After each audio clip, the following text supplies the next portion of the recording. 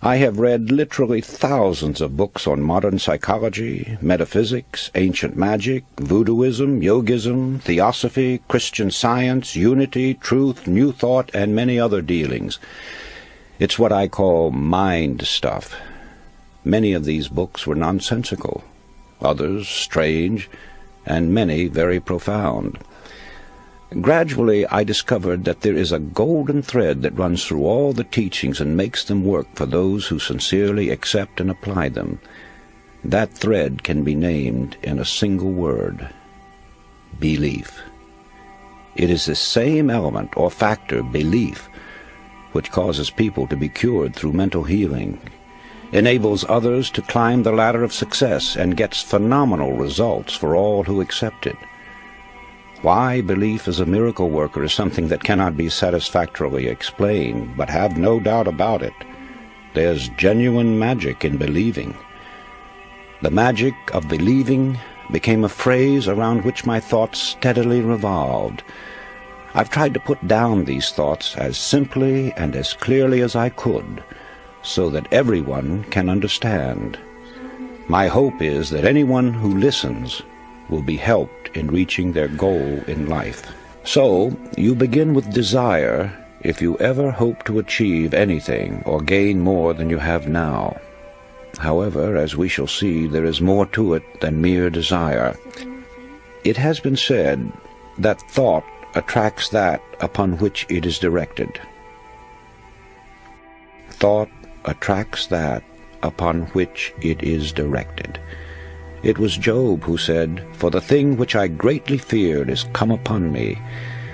Our fearful thoughts are just as creative or just as magnetic in attracting troubles to us as are the constructive and positive ones in attracting positive results.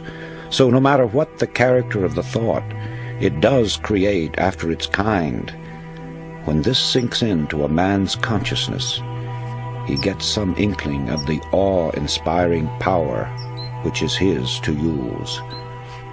I cling to the theory that while thoughts do create and exercise control far beyond any limits yet known to man, they create only according to their pitch, intensity, emotional quality, depth of feeling, or vibratory plane.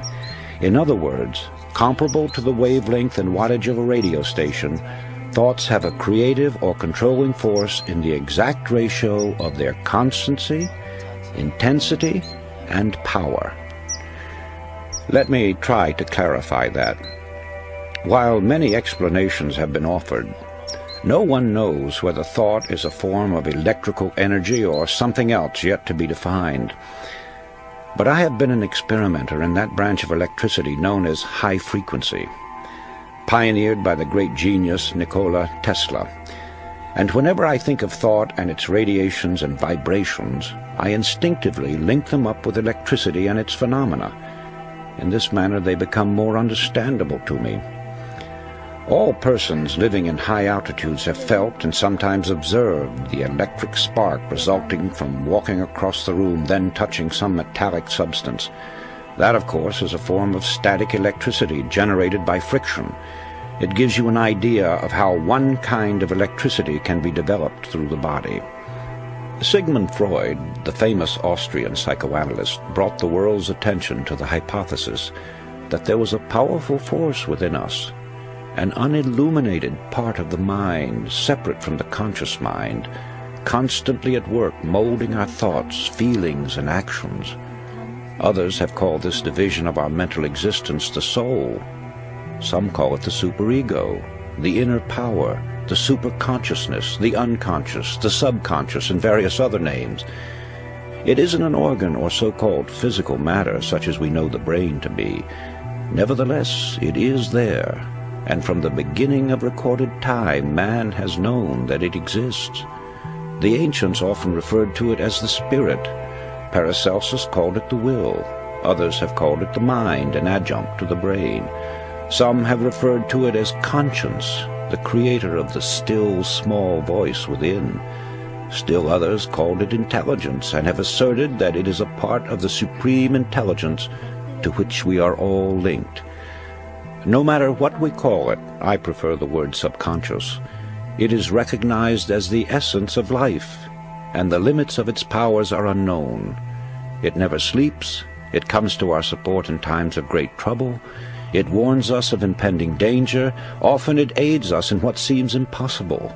It guides us in many ways, and when properly employed, performs so-called miracles.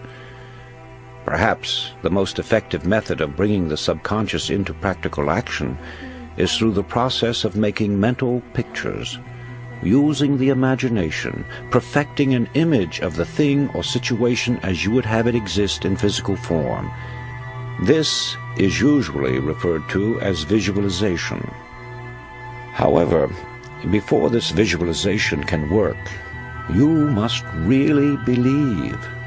I refer now to deep-seated belief, a firm and positive conviction that goes through every fiber of your being. When you believe it heart and soul, as the saying goes. Now call it a phase of emotion, a spiritual force, a type of electrical vibration, anything you please, but that's the force that brings outstanding results. It sets the law of attraction into operation and enables sustained thought to correlate with its object.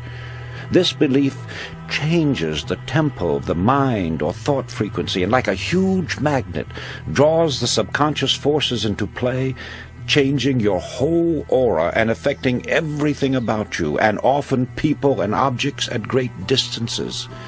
It brings into your individual sphere of life results that are sometimes startling.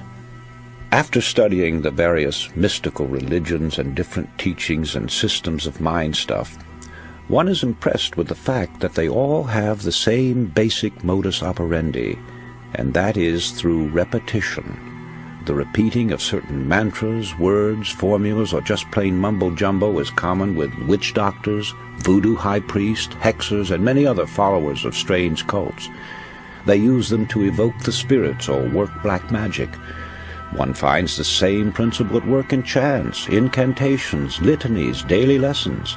Also the frequent praying of the Buddhists and Muslims alike, the affirmation of the Theosophists and the followers of unity, the absolute, truth, new thought, divine science. In fact, it is basic to all religions, although here it is white magic instead of black magic. This brings us to the law of suggestion, through which all forces operating within its limits are capable of producing phenomenal results.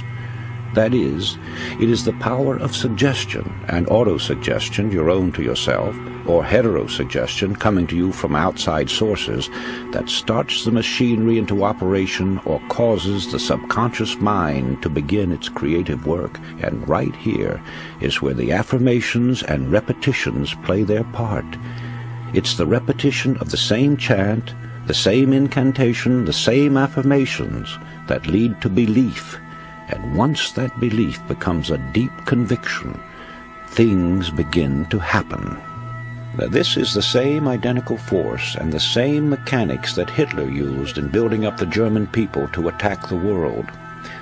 A reading of Mein Kampf will verify that.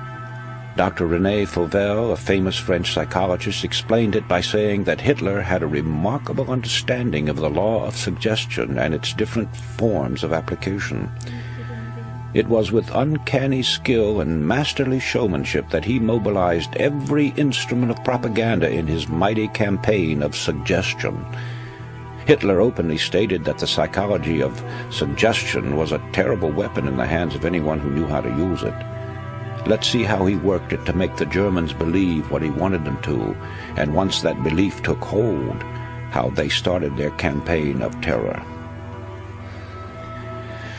Slogans, huge signs, posters, masked flags appeared throughout Germany. Hitler's picture was everywhere. One Reich, one folk, one leader became the chant. It was heard everywhere. Today we own Germany, tomorrow the entire world. The marching song of the German youths came from thousands of throats daily. Such slogans as, "Germany has waited long enough," "Stand up, you are the aristocrats of the Third Reich," "Germany is behind Hitler to a man," and hundreds others, bombarded the people 24 hours a day. From billboards, sides of buildings, the radio and the press, Every time they moved, turned around, or spoke to one another, they got the idea that they were a superior race, and under the hypnotic influence of this belief, strengthened by repeated suggestion, they started out to prove it.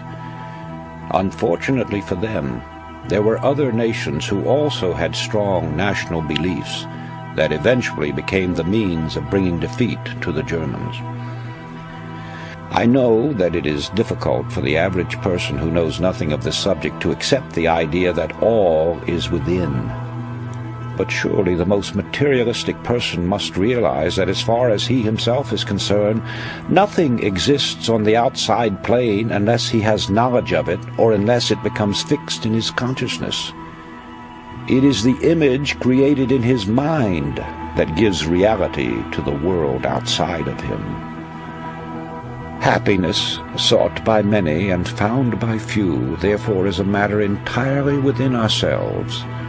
Our environment and the everyday happenings of life have absolutely no effect on our happiness except as we permit mental images of the outside to enter our consciousness. Happiness is wholly independent of position, wealth, or material possessions. It is a state of mind which we ourselves have the power to control, and that control lies with our thinking. Emerson said, "What is the hardest task in the world? To think." Obviously this is so when one considers that most of us are victims of mass thinking and feed upon suggestions from others. We all know that the law of cause and effect is inviolable. Yet how many of us ever pause to consider its workings? The entire course of a man's life has many times been changed by a single thought, which coming to him in a flash became a mighty power that altered the whole current of human events. History is replete with the stories of strong-minded, resolutely willed individuals who, steadfastly holding to their inner convictions, have been able to inspire their fellow man and in the face of tremendous and determined opposition have literally created out of nothing great businesses, huge empires, and new worlds. They had no monopoly of thought power. You and every man and woman have it. All you have to do is use it. You will then become the person you envisage in your imagination. Know yourself. Know your power. Faithfully use the cards and the mirror techniques, and you will get results far beyond your fondest expectations. Just believe that there is a genuine creative magic in believing, and magic there will be, for belief will supply the power which will enable you to succeed in everything you undertake. Back your belief with a resolute will, and you will become unconquerable. A master of men among men, yourself.